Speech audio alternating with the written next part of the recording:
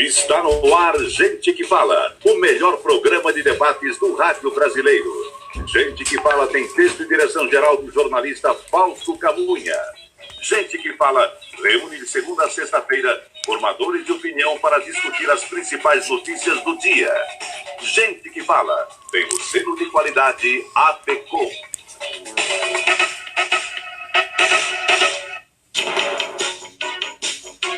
Olá, ouvinte do programa Gente que Fala, muito boa tarde, seja bem-vindo, meio-dia em ponto, eu sou o Mauro Friesman, nós estamos no ar na Rádio Trianon AM 740 de São Paulo e Rádio Universal AM 810 de Santos. Você nos vê pelas redes sociais, no Instagram e também no Facebook. Eu te convido para curtir as nossas páginas na internet, acessar os nossos podcasts na sua plataforma preferida e também o nosso blog, é o gentequefala.com.br. Faça perguntas para essa edição do programa Gente que Fala de hoje. Nós temos um número de WhatsApp à disposição de todos, é o 974012235, 974012235. O nosso convidado de hoje é o cirurgião plástico Dr. Cláudio Roncati, diretor médico da clínica MEN Saúde do Homem. Boa tarde, doutor Roncati, seja bem-vindo ao programa Gente que Fala, tudo bem? Bom, sempre é uma honra para mim estar com você, Mauro, com a turma toda do programa, a Zenilda, etc.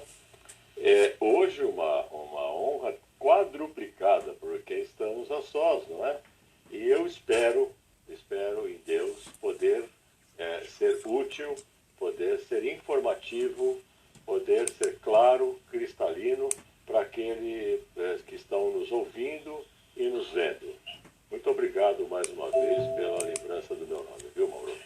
Certamente será muito produtiva a nossa conversa, como sempre foi, às vezes, sempre muito importante os seus esclarecimentos, as suas orientações de forma clara e objetiva, com o sentido de prestar serviço à sociedade, que é o papel do programa Gente que Fala, doutor Roncati. Perfeitamente, Mauro, obrigado. Até para um esclarecimento do nosso público, novamente nós não estamos no estúdio da Rádio Trianon, estamos fazendo esse programa remotamente por uma ferramenta da internet. Estamos aqui a sós, porém separados, não é, doutor Roncati? Vamos fazer esse trabalho. Longe dos olhos, perto do coração. Exatamente. Vamos lá, então. Nosso primeiro tema do programa Gente que Fala de hoje. O Brasil ultrapassou a marca de 2.200 pessoas infectadas pelo coronavírus, com pelo menos 48 mortes, sendo 40 no estado de São Paulo, 6 no Rio de Janeiro, uma no Rio Grande do Sul e uma no estado do Amazonas. O Ministério da Saúde anunciou a ampliação para 22 milhões e 900 mil, quase 23 milhões, né? O número de testes que serão distribuídos no país, mas, por enquanto, eles só serão aplicados em profissionais de saúde e segurança, além da verificação dos casos graves e óbitos. Ontem à noite, em rede nacional, o presidente Jair Bolsonaro voltou a acusar a imprensa de sensacionalismo e criticou as medidas de quarentena nos estados. Doutor Roncati, vamos pegar aqui inicialmente o final dessa nota em relação à fala do presidente Bolsonaro em rede nacional, rádio e televisão ontem à noite. Ele voltou a falar em gripezinha, em resfriadinho, ele falou da condição dele de atleta. A pergunta que eu lhe faço é a seguinte: pessoas que de fato são atletas, ou pessoas que se considerem atletas porque têm atividade física regular, podem se confundir na mensagem quando o presidente Bolsonaro diz que ele, como atleta, não pegaria o vírus, ou que se vier a pegar, isso seria um resfriadinho? Podem sim, meu caro Mauro. O nosso presidente, nosso caríssimo presidente, é uma pessoa tosca, uma pessoa simples, é uma pessoa que tem uma dificuldade enorme de falar, de explicar um assunto sem demonstrar agressividade. Então, isso transforma uma comunicação interessante e importante num problema, num dilema, né? E nós não podemos permitir que isso vá para frente. Então, se eu puder esclarecer, eu vou esclarecer. esclarecer um bocadinho aqui. Tem nada que ver ser atleta com ter saúde. Primeira coisa. Ter saúde é ter saúde. O meu tiozinho lá, que deve estar nos ouvindo agora, que é transplantado de fígado, tem saúde. Ele está equilibradinho, o KT4 terapêutico dele estão normais, as enzimas estão normais, hepáticas, então ele está equilibrado, ele tem saúde. Talvez tenha mais saúde que um atleta aí de alto rendimento. Não sei. Porém, não se pode confundir as coisas. Primeiramente, então, fazendo aqui uma correção ao que disse o presidente, eu entendi o que ele quis dizer, mas nem sempre todo mundo compreende. Segundo, não podemos, né, confundir o que ele disse com o que é a realidade. Sem dúvida alguma, Mauro, você sabe disso, há uma imprensa sensacionalista aí. Há uma imprensa derrotista que está querendo ver o circo pegar fogo. Eu não consigo entender essas pessoas que são pessimistas, que são derrotistas nessas horas, né? Então, por mais que a situação requeira cuidado, zelo, atenção, carinho, né, atendimento, vacina, e etc., nós temos que ter um otimismo, nós temos que demonstrar, especialmente nós, formadores de opinião, que as coisas vão melhorar, porque não há dúvida que assim o será. É interessante, doutor Roncati, porque o problema que nós verificamos na economia hoje não é um problema de economia, é um problema que está relacionado com a saúde. E entra também aí o aspecto político nessa história. A minha pergunta agora é a seguinte, doutor Roncati, o senhor como médico, vendo os argumentos do presidente que vão de forma contrária àquilo que o próprio Ministério da Saúde está fazendo em termos de articulação com as secretarias estaduais por todo o país, cria uma outra mão de confusão? Eu não vejo que a declaração do presidente vá contra a declaração do ministro, meu colega, o Mandetta. Não vejo assim, não. O Mandetta, inclusive, disse que julgava exageradas essas medidas e fez uma colocação, inclusive, de uma paciente entrando em trabalho de parto. Então, veja, há que se ter um meio termo. É importante que se saiba quais são os serviços que não podem parar. É importante que se tenha essa noção. Então, primeiro, Mauro, não vejo como contrárias às declarações de ambos, não. Inclusive, o Bolsonaro é o chefe de Estado. E o Mandetta, teoricamente, é um funcionário nosso, do Estado, porém nomeado por ele. Eu não vejo que uma coisa muito lógica ambos falarem coisas distintas, especialmente porque o Mandetta é um médico e o Bolsonaro não é. Quer dizer, o Bolsonaro dá as suas declarações, volta a repetir, da maneira que ele fala, da maneira que ele diz, da maneira que ele é. E, evidentemente, pessoas com um pouquinho mais de capacidade que saberão entender isso. Agora, o Mandetta fala tecnicamente, é uma outra coisa, né? E acho que estão corretas as colocações do Mandetta, sem dúvida nenhuma.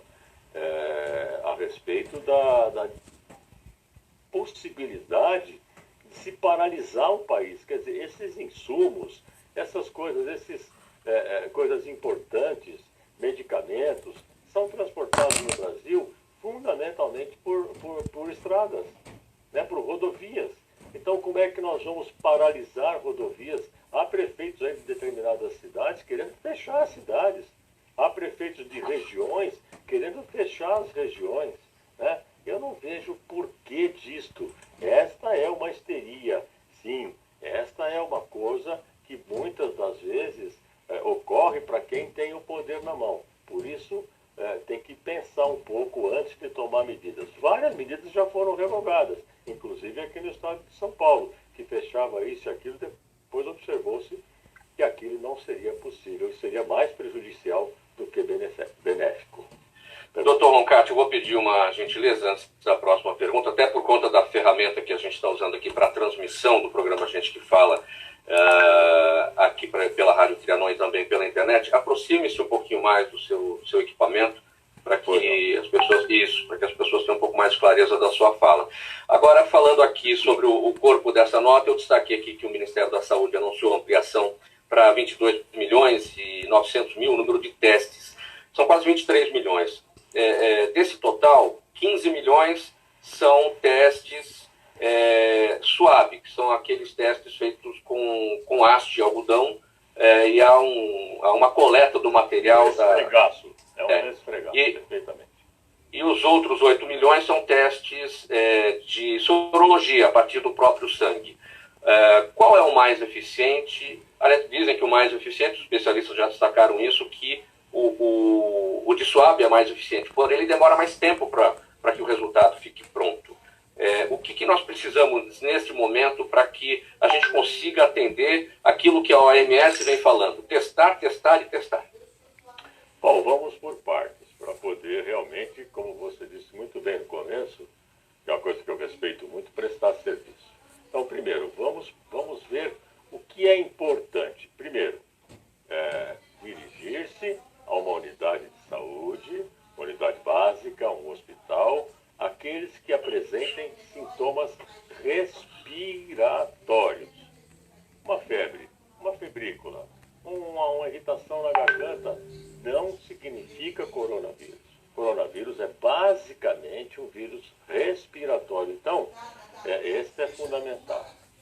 Segunda, por quê? Porque não se poderá atender a todo esse volume de pessoas que tem hoje, vão ter, ou estão tendo, influenza, etc. Resfriado comum e por aí vai.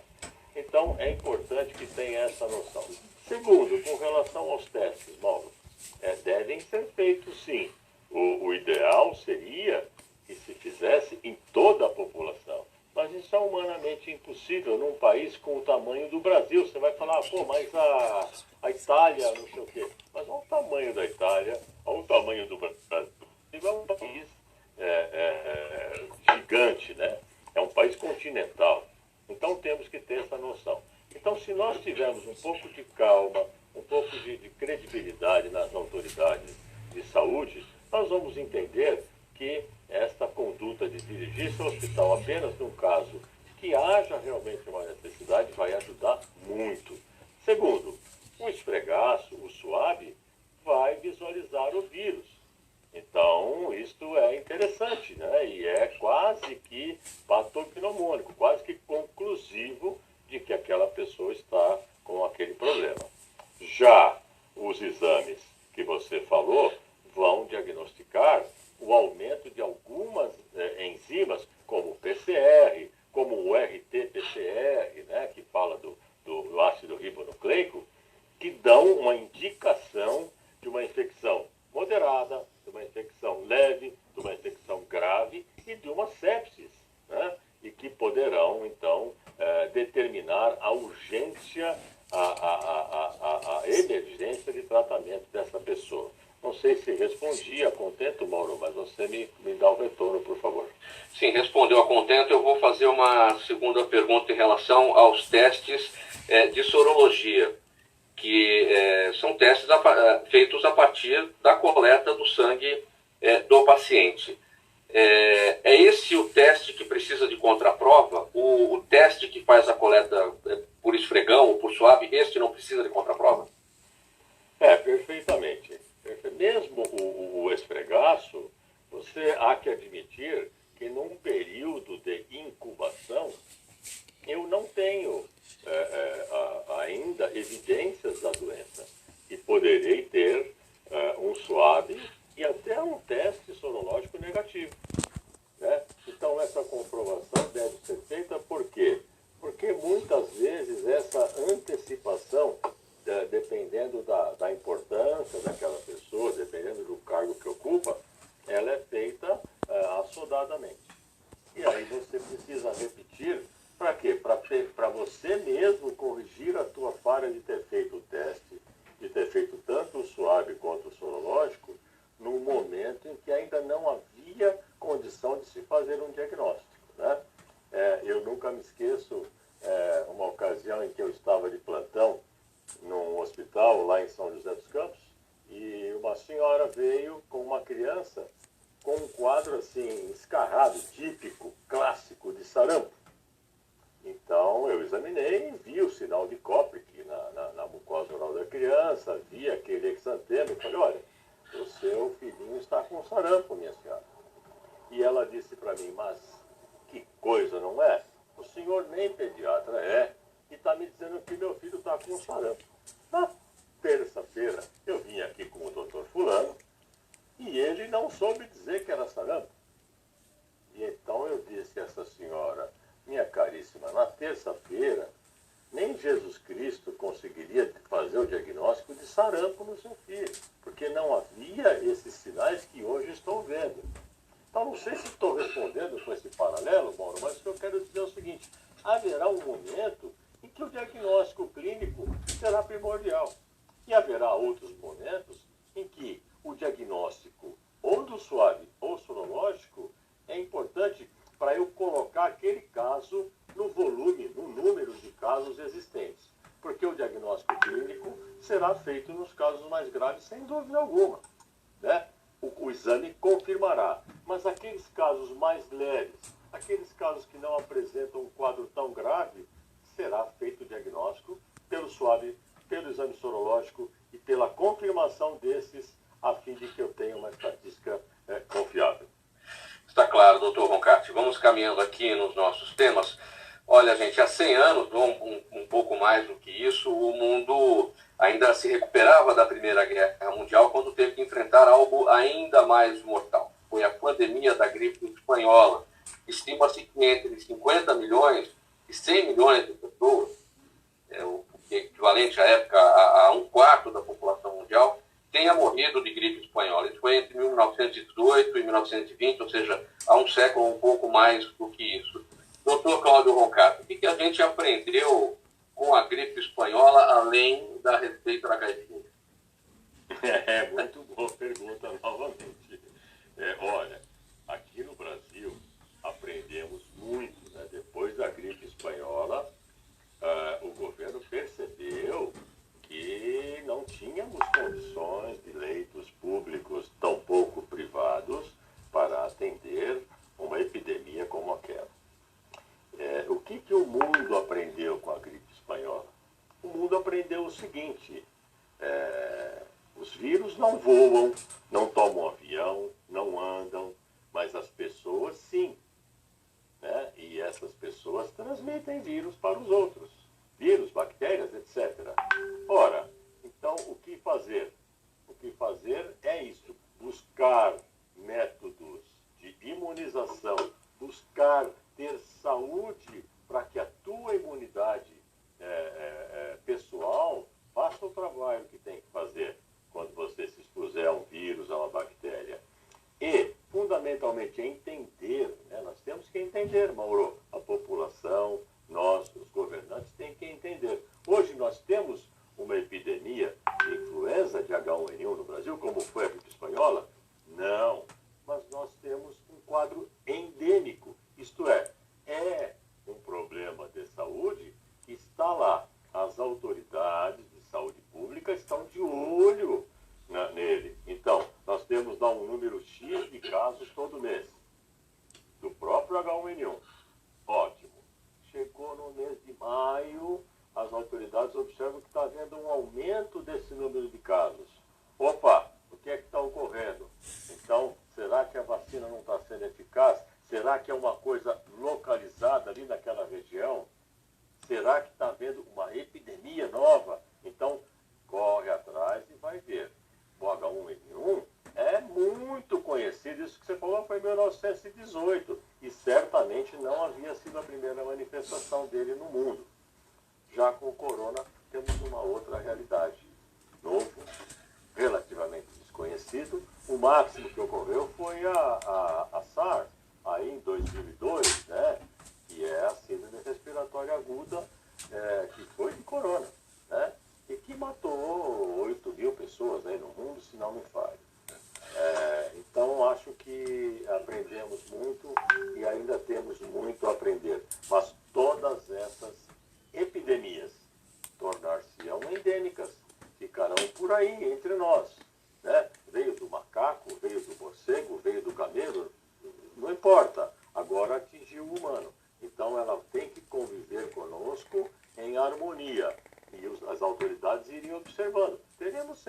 caso ou outro, teremos sempre uma morte ou outra, e estamos observando isso daí, que fique num número de casos absolutamente aceitáveis em termos de saúde pública. Você acompanha o programa Gente que Fala pela Rádio Trianon AM 740 de São Paulo e Rádio Universal AM 810 de Santos. Nosso convidado de hoje é o cirurgião plástico Dr. Cláudio Roncati, diretor médico da Clínica Men Saúde do Homem. E hoje estamos transmitindo por uma ferramenta pela internet, estamos nos adaptando a essa situação de isolamento a que toda a população praticamente está submetida. Doutor Cláudio Roncati, esse vírus da gripe espanhola, de um século atrás, curiosamente se chama gripe espanhola, né, mas não é da Espanha esse vírus. Não tem nada a ver com a Espanha, né? Pelo contrário, a Espanha, naquela época, era uma das principais democracias do mundo, né? Era um país bastante livre, com uma imprensa bastante livre. E o que aconteceu? O início desse vírus, provavelmente, foi no Kansas, nos Estados Unidos, né? Onde soldados que iam para a Europa para fazer aquela força-tarefa lá de união de países, levaram o vírus para lá. E aí começou essa gripe. A primeira imprensa a divulgar sobre a gripe que estava ocorrendo, H1N1, que naquela época não tinha esse nome, foi a imprensa espanhola, né?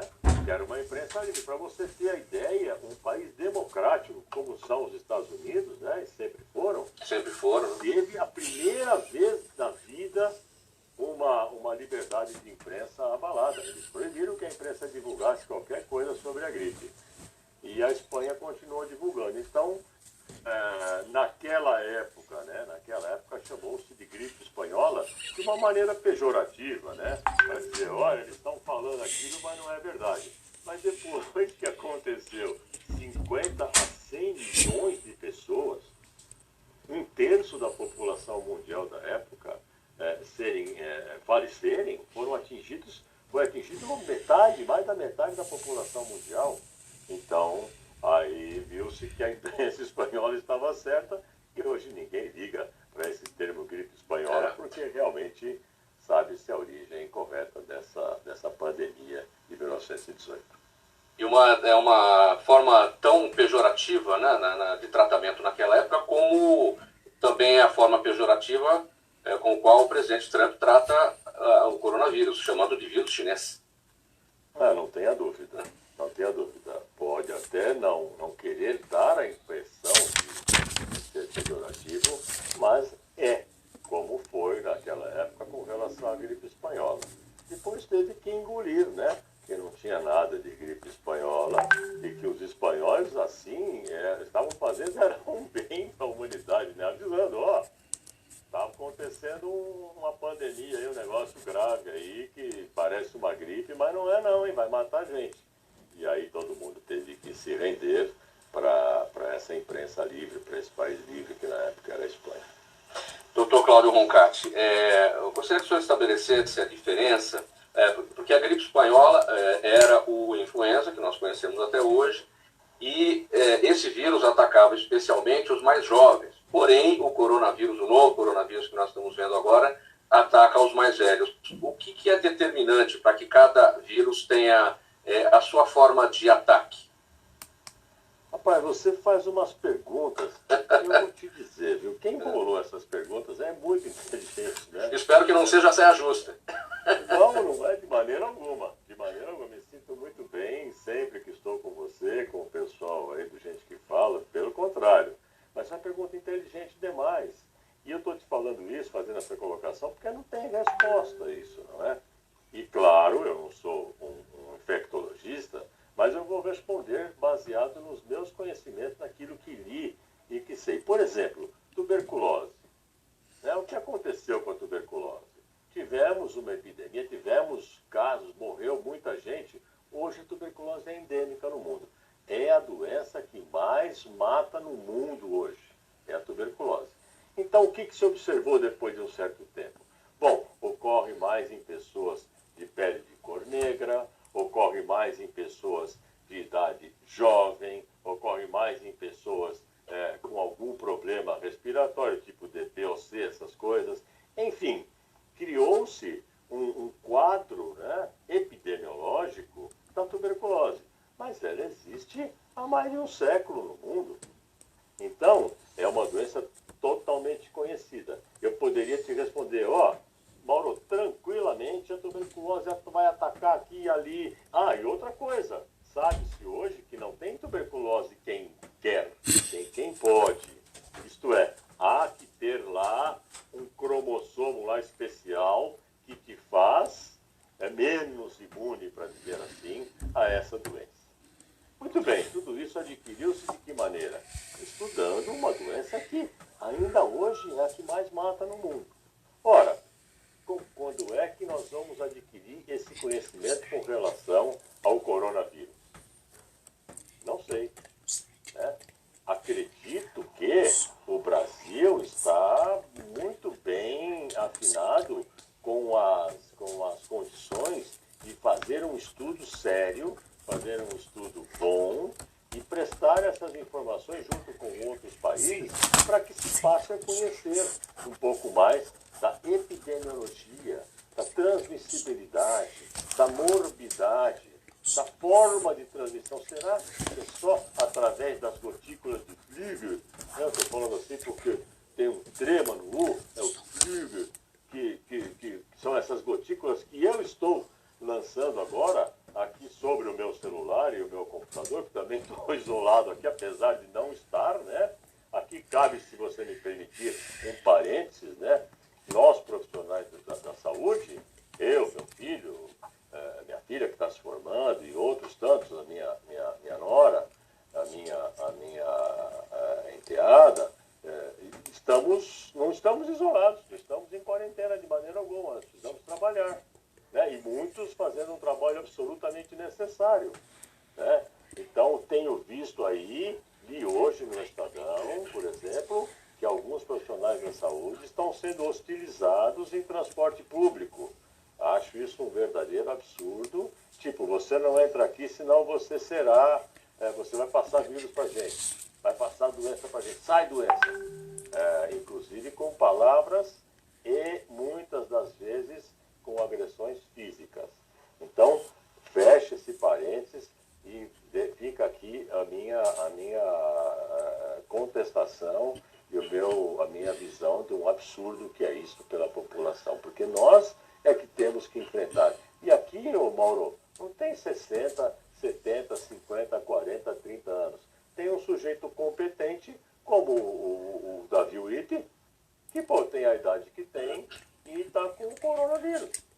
Porque foi trabalhar, porque precisávamos dele.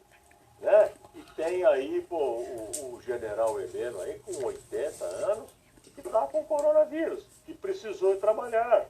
Não é da área de saúde, mas precisou trabalhar. Então eu acho que até criarmos um paradigma, até termos um conhecimento total de como esse vírus trafega, de como ele vai se corresponder conosco, os seres humanos, vai levar um bom tempo, Mauro. Por isso eu não posso te responder essa pergunta agora. Mas acho que respondi. Mas essas pessoas que estão agredindo os profissionais de saúde nas ruas ou no transporte público certamente não entenderam os aplausos que foram dados a toda a classe de profissionais da saúde, de milhares ou de milhões de janelas espalhadas pelo Brasil afora. Eu quero aqui estender as minhas palmas ao senhor e a todos os profissionais que estão lidando com esse momento tão difícil que o Brasil está vivendo. Vacina contra a gripe, contra o influenza, cuja campanha teve início agora no dia 23. Correto os idosos irem para as ruas, em carros, num sistema de drive-thru, para poder receber essa aplicação, doutor Roncati? Sem dúvida alguma. Sem dúvida alguma. Aqui vai um abraço, um beijo para minha mãezinha lá em Santos, que tem 88 anos, e que me perguntou semana passada, meu filho, devo fazer a vacina contra a gripe? Claro que deve. E eu vou te dizer uma coisa, Mauro, a ainda também não se sabe. Mas existe uma coisa que chama-se imunidade cruzada. O que é isso? Pô? Eu tomo, por exemplo, a vacina contra a dengue e me protejo de uma certa maneira contra a febre amarela, que são vírus muito semelhantes. Então, H1N1, corona, são semelhantes perfeitamente.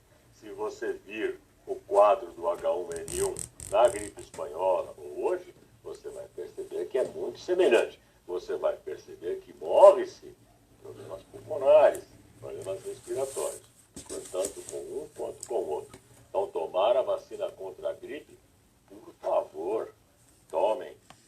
Façam a vacina, não faz mal absolutamente nenhum. Tem muita gente dizendo que não deve tomar, não sei o quê. Não, tem que tomar, sim. Claro que há as exceções. Quem estiver com um estado febril, quem estiver enfrentando um resfriado ou alguma doença aí respiratória desequilibrada, não deve tomar. Porém, aqueles que querem imunizar-se e que querem se dar essa oportunidade de fazer pelo menos um pouquinho de imunidade cruzada com o coronavírus e quando forem atingidos, e o seremos, né? A transmissão vai ocorrer, que seja de uma maneira leve. Tome a vacina contra o H1N1, sim. É super importante e vai proteger contra a gripe e vai também dar indicações para as autoridades de saúde do seguinte. Vamos dizer, você tomou a vacina hoje, Mauro. Aí daqui a 20 dias, 25 dias, você apresenta um estado febril, com tosse, com dor de garganta, etc. Ora, se você tem essa informação, você leva essa informação para o sanitarista, para o médico que está lá no plantão, na UBS, no hospital, que você tomou a vacina no dia 25 de março, você está provavelmente num grupo de risco. Então, a importância da vacina é até nesse aspecto, né? E a gente afastar que você tenha uma influenza e pensar mais no corona naqueles casos que foram vacinados. Nós estamos conversando hoje aqui no programa Gente que Fala com o Dr. Cláudio Roncati, cirurgião plástico, diretor da clínica Men Saúde do Homem. Você acompanha a nossa transmissão aqui na Rádio Trianon de São Paulo e na Rádio Universal de Santos por internet. Antes aqui do nosso próximo tema, doutor Roncati, deixa eu ler aqui uma mensagem da Prefeitura de São Paulo. Olha, pessoal, como vocês têm acompanhado pelos noticiários, nós estamos vivendo um cenário de alta transmissão do coronavírus. Nós estamos vivendo um cenário de alta transmissão do coronavírus e todos nós temos que mudar radicalmente a nossa rotina. O que já está comprovado que funciona é ficar em casa. Em muitos lugares no mundo, essa medida ajudou demais na diminuição dos casos e aqui em São Paulo não podemos fazer diferente. Caso precise sair para compras ou utilizar o transporte público, evite os horários de pico. Quanto menos aglomeração, melhor. Importantíssimo, ao tossir ou espirrar, cubra a boca e o nariz com seu antebraço. E se usar lenços de papel, jogue no lixo imediatamente. Nunca toque seus olhos, boca ou nariz sem antes lavar muito bem as mãos. E na falta de água e sabão, utilize álcool gel. Máscaras descartáveis devem ser utilizadas por cuidadores de idosos, mães que estão amamentando e, claro, pessoas diagnosticadas com o coronavírus. É sério, gente. Agora é todo mundo em casa para o bem de todo mundo. Saiba mais informações em prefeitura.sp.gov.br/coronavírus. Prefeitura de São Paulo. Doutor Roncati, olha, durante a quarentena que a gente está vivenciando, a saúde do homem também merece atenção, especialmente quando se trata de problemas sexuais. A disfunção erétil, que é a incapacidade persistente de se obter ou manter a ereção peniana adequada para o ato sexual, pode ter diversas causas, como alterações hormonais, lesões arteriais ou neurológicas e o uso de medicamentos ou drogas, entre outros. Mas a solução pode ser simples, se essa causa, se a disfunção erétil, se as causas forem diagnosticadas e tratadas de forma correta. como é que a gente deve observar, nós homens, a nossa saúde durante esse processo de quarentena, no que diz respeito especificamente às questões sexuais? Eu acho que absolutamente como se observava em janeiro deste ano, em novembro do ano passado. As questões que nos afligem, meu caro Mauro, perdão, as questões de saúde, né, eu não vejo como postergá-las. Se eu estou preocupado com a disfunção erétil que eu apresento e hoje isto me chamou a atenção, ontem conversei com minha esposa e ela me disse, puxa vida, vamos buscar uma solução para isso? Então vamos buscar uma solução agora. Quer dizer, porque, veja, se o coronavírus ficar por aí até setembro, até outubro, né, se o ciclo dele não se completar antes do inverno, ele invadir o nosso inverno, nós vamos deixar de ver nossa urticária, nós vamos deixar de ver nossa mama caída, nós vamos deixar de ver nossa hérnia, nós vamos deixar de ver nossa disfunção erétil por causa disso? Não, nós temos que continuar a viver. E, por sinal, aqui cabe uma visão absolutamente particular. Volto a repetir, não sou infectologista, mas o Mandetta é um sujeito que concorda com isso, nosso ministro da Saúde, e muita gente nos países baixos, chamados países baixos lá da Europa, como Noruega, Dinamarca, Holanda e a própria Inglaterra. E esse confinamento devia ser para pessoas doentes, para pessoas com doenças gerais, né? E, fundamento, mais atenção para os idosos, e não para todo mundo. De qualquer maneira, não vejo nenhuma graça, não vejo nenhuma coisa melhorando com esse confinamento. Então eu teria que dizer para você aqui o quê? Não, esse sujeito que fique com a sua disfunção lá em casa e que vá se ajeitando lá com a relação dele, o problema dele, né? Não pode sair agora. Não, senhor, as clínicas têm que continuar abertas, né? Os institutos que atendem senhoras grávidas, as clínicas de ginecologia, de reumatologia, de dermatologistas, têm que continuar abertas para que as pessoas possam frequentar. Põe uma máscara se você quer ficar mais protegido, né? Volto a dizer, as gotículas é que levam o vírus e a máscara te protege, né? E você vai até o seu médico, vai visitar a sua médica, vai fazer o seu pré-natal, vai fazer a sua atenção, a sua saúde e vá tratar da sua disfunção erétil, por que não? Da sua ejaculação precoce, né? Vá lá na Clínica Med ou em outra qualquer que você julgue que seja interessante para você e faça o tratamento disso. Veja, Mauro, nós não podemos esquecer do equilíbrio psicofísico que as pessoas precisam ter, né? Muito mimimi, muita coisa, muita quarentena, muito isolamento, vai deixar o pessoal maluco. Bom, e claro, também o desequilíbrio de saúde também mexe com o emocional. Então, trate sim. Nós estamos à sua disposição. Estamos te esperando para te dar um tratamento, para te dar uma atenção digna de uma clínica de primeiro mundo, de uma clínica que vê o homem como um todo e que trata desse problema como um problema de saúde, não um problema absoluto e estritamente sexual. Não sei se respondi, Mauro. Sim. Doutor Cláudio Roncati, aproveitando um pouco do que o senhor disse no início agora da sua última resposta, na esteira do seu raciocínio, a Denise Goulart, ela está perguntando aqui pelo Facebook, doutor Cláudio, é realmente necessário esse confinamento a toda a população? O senhor disse agora no início da sua resposta.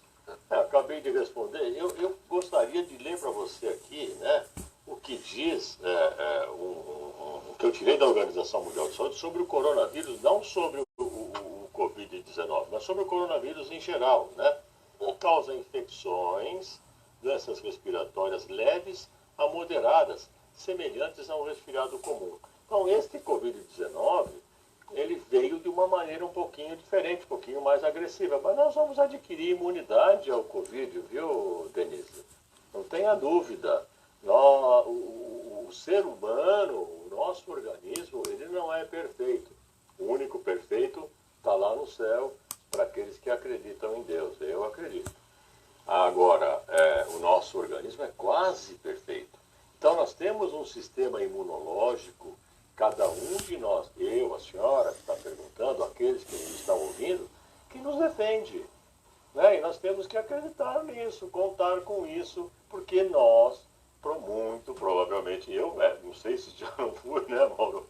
Mas seremos contaminados, teremos contato com o vírus, poderemos nos tornar um portador são. O que é isso? É um sujeito que tem o vírus, ele adquire a imunidade sem apresentar um mínimo sintoma. Estes serão, Mauro, segundo os estudos que são muito recentes, volto a repetir, 80% da população. Teremos aqueles com problemas leves para moderados. Estes serão 10%. E aí chegamos a 90%. E teremos aquele com manifestações graves e severas, que vão dividir esses últimos 10% em 5% cada um. Espero ter respondido sua pergunta. Muito obrigado, dona Denise Goulart. Agora, doutor Roncati, ainda em relação ao tema anterior, a questão da disfunção erétil, bom, o tratamento pode ser simples, né, dependendo da situação, mas o tema é cercado de preconceitos e de mitos. Perdão? O tema é cercado de preconceitos e de mitos também. Qual o tema do Covid-19? Não, a disfunção erétil, voltando ao nosso tema anterior. A disfunção erétil? Perdão, Mauro, eu distraí aqui um pouquinho. Mas, sem dúvida nenhuma, como toda doença, né, meu caro Mauro? Você recebe uma mulher aqui que quer pôr um silicone, então você imagina, ela tem 1,65 m, pesa 60 quilos e quer pôr uma prótese de 450 ml que vai transformá-la numa pessoa desarmônica. Né? Então, essa questão que você colocou.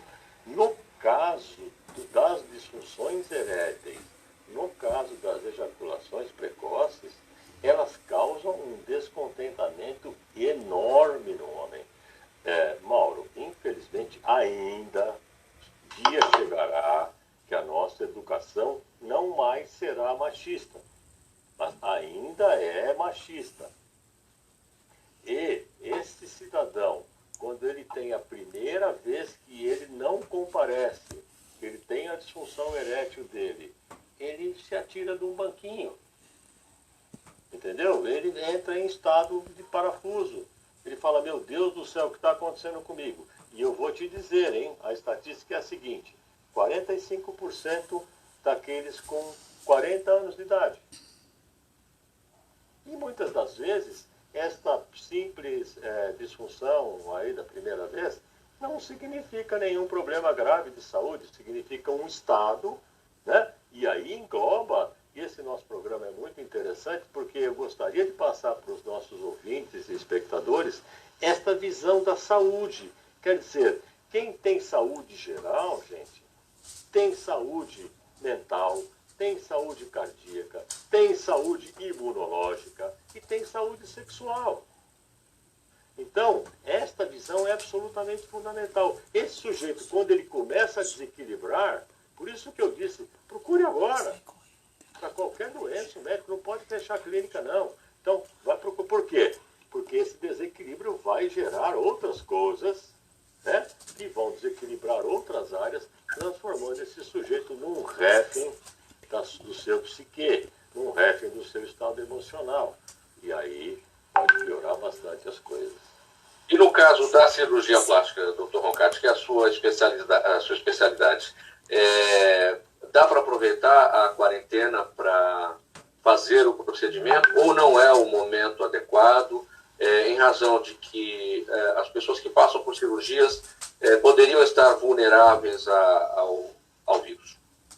Você me conhece muito bem, sabe que eu sou um médico tremendamente ético sempre procurei fazer as cirurgias absolutamente necessárias. Esta ponderação, esta visão do que fazer, do quando fazer, é uma coisa absolutamente médica e individual de cada caso. Eu terei um caso em que a cirurgia será absolutamente benéfica. Há que se avaliar isso, né? Para aquele paciente, devo fazer, né? Recentemente, aí, semana passada, operamos um amigo nosso de orelha de abano, mas aquilo estava incomodando tremendamente. Ele já estava programando de fazer aquela cirurgia aí, vinha. Fizemos tranquilamente, não houve problema nenhum, né? E pronto, tudo bem. Então, eu te contei do meu tio também, que tirei um tumor dele. Mas aí, para cirurgia plástica, vamos dizer, a chamada estética, há que se ter esse peso, né? O médico tem que ter fazer essa avaliação bem feita e ponderar, pôr numa balança. Qual o benefício que isso vai trazer para esse paciente? Ou até, qual o malefício que está trazendo a manutenção desse status quo que prejudica tanto esse paciente a ponto dele entrar no meu consultório. É o que eu te disse, né, anteriormente. O sujeito, quando entrou no consultório, ele já está dizendo, eu quero operar. Cabe ao médico decidir. Ele pode operar? Pode. Ele deve operar agora, em face dessa pandemia, em face dessa epidemia de coronavírus, e aí decidir-se dentro de uma ética, dentro de um conhecimento médico, dentro de um profundo conhecimento do estado de saúde daquele paciente.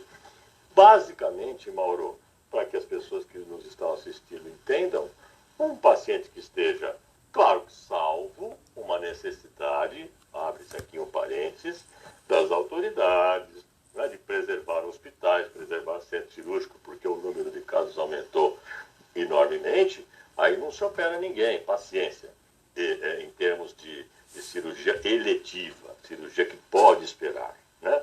Porém, fecha o parênteses, se não há isso e o paciente está bem, esse paciente tem condições, né, e você pondera que a manutenção desse estado é ruim e corrigi-lo fará um bem muito grande para o paciente, opere. Nós estamos conversando nessa edição do programa Gente que Fala de hoje com o Dr. Cláudio Roncati, cirurgião plástico, diretor médico da Clínica Men Saúde do Homem. Você nos vê pelas redes sociais, nos acompanha pela Rádio Viranon AM 740 de São Paulo e Rádio Universal AM 810 de Santos. Dr. Roncati, um estudo recente analisou riscos e benefícios da cirurgia plástica combinada. O objetivo do estudo era, principalmente, saber se o tempo maior de anestesia poderia causar complicações adicionais aos pacientes. Os resultados não indicaram agravamento de riscos, ao contrário, mostraram alguns benefícios que devem ser considerados como um período único de recuperação, custos reduzidos e a rápida gratificação do paciente. Inicialmente, Dr. Roncati, o que é a cirurgia plástica combinada? Então, a cirurgia plástica combinada é você realizar o mesmo ato cirúrgico no mesmo paciente, no mesmo momento, uma, duas ou três cirurgias distintas, né? Então, uma plástica abdominal e uma inclusão de prótese de silicone mamário, ou uma plástica mamária para redução, uma face e uma pálpebra e um nariz, né? Então, são essas cirurgias combinadas. Podem também ser combinadas com outras especialidades, né? O sujeito, a moça vai fazer, a mulher vai fazer uma esterectomia e faz um mini abdômen ali para melhorar o aspecto geral do seu abdômen, né? Então, essas são as cirurgias combinadas. Eu acho interessante que esse estudo tenha sido feito em cirurgia plástica e agradeço que foi feito para corroborar com o que sempre pensamos, né? Nos dias de hoje, não há por que temer um maior tempo cirúrgico, não é? As pessoas ficam em emergência sem ter nenhum pré-operatório, sem ter nenhuma aproximação com o médico, aparecem no hospital lá baleadas, esfaqueadas, com quedas, com traumatismos, e ficam 12, 15, 18, 20 horas numa sala de cirurgia e depois de alguns dias sendo alta do hospital. Então, por que não se fazer num paciente conhecido, estudado, avaliado, tanto médica, tanto clínica, quanto laboratorialmente, e que esteja bem. Acho que o estudo é bastante interessante e vem a corroborar com aquilo que nós pensamos a respeito da cirurgia plástica. Doutor Roncati, quando uma pessoa se decide por fazer uma cirurgia plástica, a procura por um profissional credenciado em um local correto é de suma importância. Mas não basta chegar ao consultório e comunicar o que gostaria de fazer. Em todos os casos, o médico é a pessoa indicada para avaliar as possibilidades e aconselhar o paciente sobre o que seria ou não adequado, além de alertá-lo para as necessidades da cirurgia, as necessidades antes da cirurgia. É o que o senhor dizia antes, doutor Roncati. Não basta querer. O fato do paciente entrar no consultório significa que ele quer, mas isso não significa que ele pode. Não é isso? Perfeitamente, Mauro, perfeitamente.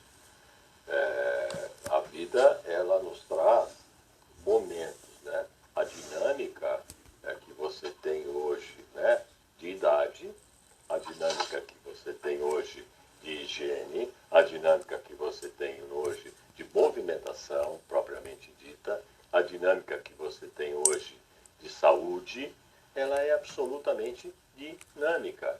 Então, aquele momento é um momento X na vida daquela pessoa. Ela foi procurar o cirurgião, ela foi procurar o dermatologista para um tratamento, ela foi procurar o reumatologista. Então, não há que se pensar apenas no tratamento em si. Né? Por exemplo, a disfunção erétil, não há que se pensar naquilo, há que se pensar no todo. Há possibilidade, naquele momento, dentro da dinâmica de saúde, da dinâmica biológica, da dinâmica fisiológica daquela pessoa, de se fazer aquele tratamento, então que se faça. Coronavírus, influenza, tuberculose, peste negra, não importa, vamos fazer. Doutor Roncati, eu quero entrar num outro tema aqui. Eu estou acompanhando aqui as informações em relação ao andamento da questão do coronavírus. Nós temos uma notícia aqui do governador de Goiás, Ronaldo Caiado. Ele acaba de romper com o governo. Ele diz que não quer mais diálogo com o governo federal, com o presidente Jair Bolsonaro. E o governador de Goiás, Ronaldo Caiado, é médico, é colega do senhor, foi o responsável pela indicação do ministro Luiz Henrique Mandetta para o Ministério da Saúde. Inclusive, na semana passada, o Ronaldo Caiado esteve com a população alertando sobre a necessidade do isolamento, do confinamento. Ele chegou para um discurso, chegou aplaudido e saiu, o Caiado saiu vaiado, digamos assim, quando ele falou que era necessário o isolamento, e aquela plateia não concordou com ele. Acabo tocando nesse assunto novamente do ponto de vista político, porque não adianta. Isso acaba sendo, a questão da saúde, a questão da economia, tudo isso acaba sendo contaminado por questões políticas, quando médicos, no caso, né, no caso do governador de Goiás, acaba dando a sua opinião, e aqui em apoio ao trabalho do ministro Mandetta. Como é que é a sua avaliação? Me desculpe, mas o governador de Goiás não é mais médico, né? Ele é político há muitos anos. Por sinal, é um sujeito que eu admiro e é um político há muitos anos, não é mais médico. Então não está falando como médico, está falando como político. Mauro, nós vivemos num país onde eu vou te fazer algumas perguntas que você não precisa responder, só para reflexão. É possível, minhas senhoras, meus senhores que estão nos vendo, nos ouvindo aqui, que se faça um isolamento, que se faça uma quarentena total e restrita de todos aqui na cidade de São Paulo?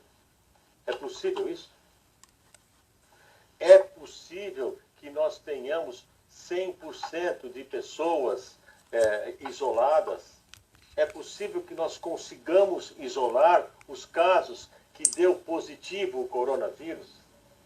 É possível que algum profissional de saúde que está na frente de batalha, com todos os cuidados que toma, com todo o conhecimento que tem, não leve este vírus consigo? Como eu disse anteriormente, o vírus não anda, não voa, mas ele vai junto com a pessoa.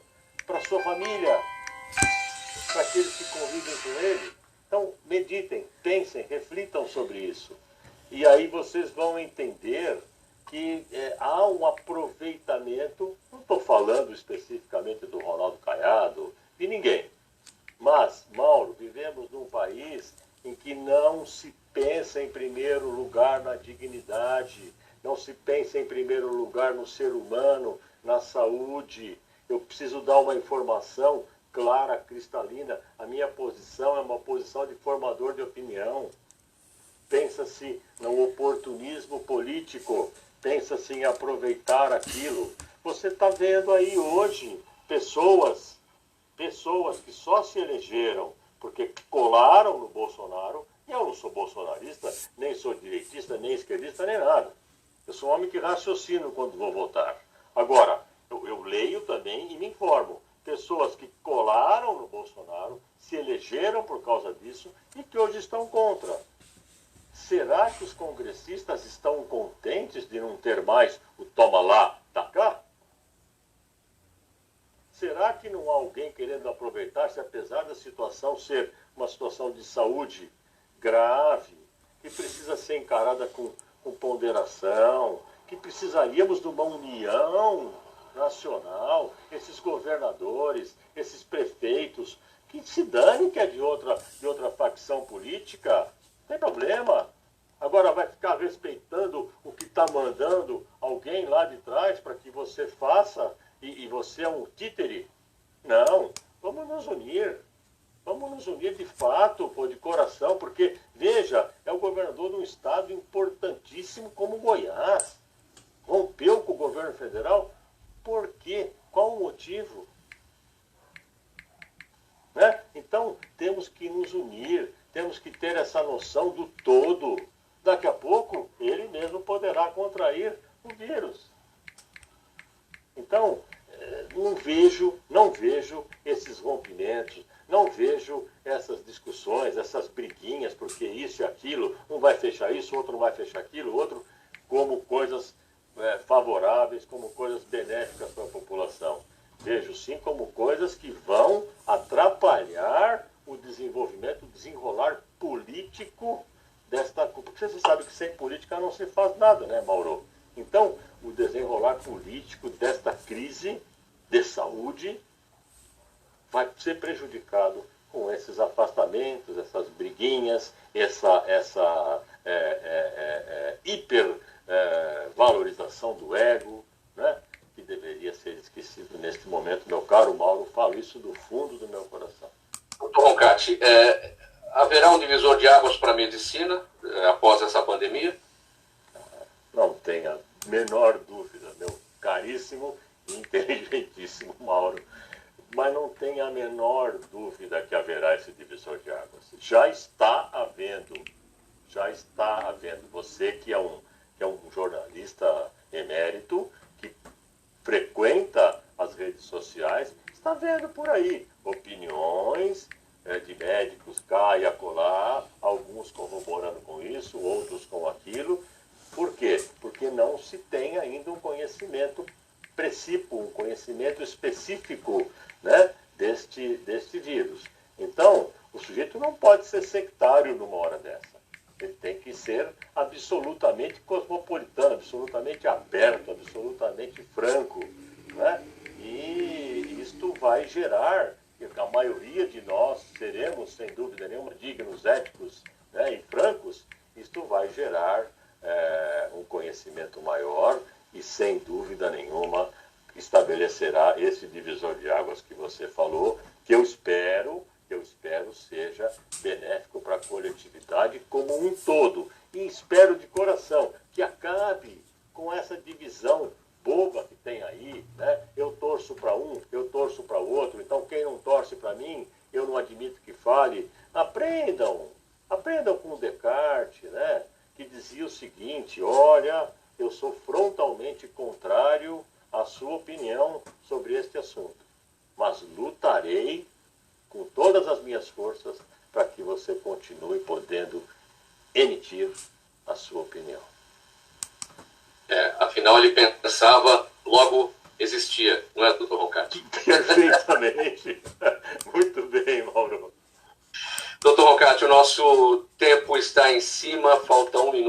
nosso encerramento. Sua despedida, sua mensagem que fica. Eu me despeço agradecendo mais uma vez. Vou recomendar a leitura, posso, de 2 livros? Um é Amor nos Tempos do Cólera, de Gabriel Garcia Marques, que vai mostrar mais ou menos o que aconteceu na América Central, né, com uma epidemia também. E o outro é A Peste, do meu colega médico, claro, falecido, Prêmio Nobel de Literatura uma vez, Albert Camus, que é um livro também que tem tudo a ver com o que estamos passando no momento, né? Mais uma vez, obrigado. Zenildo, obrigado. Mauro, obrigado. A todos que nos viram, nos ouviram, muito obrigado pela atenção. Espero, honestamente, que tenha sido colaborativo, que tenha sido explícito, que tenha sido entendido, que tenha realmente prestado um serviço para a coletividade aqui nesta entrevista com meu amigo Mauro, a quem tenho em altíssima conta. Muito obrigado, doutor Roncati, pela gentileza com o programa Gente que Fala. Foi um excelente trabalho, excelentes orientações prestadas para o nosso público, e é esse o nosso objetivo, sempre prestar serviço e também, claro, formar opinião acerca dos temas que nos afligem. Muito obrigado pela presença, até uma próxima oportunidade. Na mesa de som com a gente hoje o Fabiano Souza, na gerência técnica da Rádio Trianon, Sérgio Souza, apresentação minha, Mauro Friesman, pauta e redação Pedro Schiavon, diretora de produção Zenilda Salvato, direção-geral do jornalista Fausto Camunha, e do outro lado do Gente que Fala, você, ouvinte, espectador, a razão da nossa presença aqui todos os dias. Muito obrigado pela audiência, pela companhia. Tchau, até amanhã.